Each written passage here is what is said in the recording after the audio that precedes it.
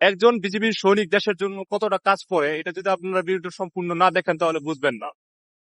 তো আমি এখন আছি বাংলাদেশে, আমি যদি এখান থেকে 2 কদম হাঁটে চলে যাই, এটা হলো ইন্ডিয়ান সীমান্ত। ঠিক আছে, তো এইরকম একটা ভিডিও করার একটাই উদ্দেশ্য, ওই যে ইন্ডিয়ান সীমান্ত এই পাশে দেখা যায়, সীমান্তটা একটু দেখাও। দেখছেন তারকা টারা দেখা যায়, একটু জুম করো, জুম করে দেখাও।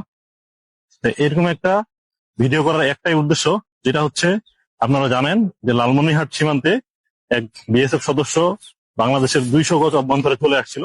টল পার্টি তাকে আটক করে ক্যাম্পে নিয়ে আসছে এবং পতাকা বৈঠকের মাধ্যমে তাকে ফেরত দেওয়া হয়েছে। তো এই ঘটনাটার পরে ভারত কিন্তু বাংলাদেশি জনগণের উপরে বা বাংলাদেশের বিজিবির উপরে মোটামুটি একটা ক্রুদ্ধ অবস্থায় আছে। তো আপনারা যারা সীমান্তে বসবাস করেন, তাদের গরু ছাগল চড়াইতে আপনারা সীমান্তে মানে ভারতের অভ্যন্তরে চলে যান, তো আপনারা মানে খুব সজাগ দৃষ্টি রাখবেন, কোনোভাবেই ভারতের মধ্যে প্রবেশ করবেন না। আর যারা বাংলাদেশি ভিজিটর্স আছেন, যারা সীমান্তে ঘুরতে যান, তারা কখনোই এই যে এখানে যে পিলার আছে, পিলারের তারকাটা কিন্তু অনেক দূরে, 150 গজ দূরে হচ্ছে তারকাটা।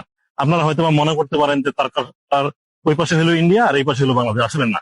এখান থেকে এই যে 150 গজ, পুরো 150 গজ হলো ইন্ডিয়া। আপনারা কখনোই ইন্ডিয়ার ভিতরে যাবেন না, কারণ একটা সমস্যা হয়ে যেতে পারে। যে কোনো সময় গরু ছাগল তারা ধরে নিয়ে যেতে পারে বা মানুষকে গুলি করতে পারে। তো একটা জীবন নষ্ট হয়ে গেলে অনেক সমস্যা। তো আপনারা সবসময় সজাগ দৃষ্টি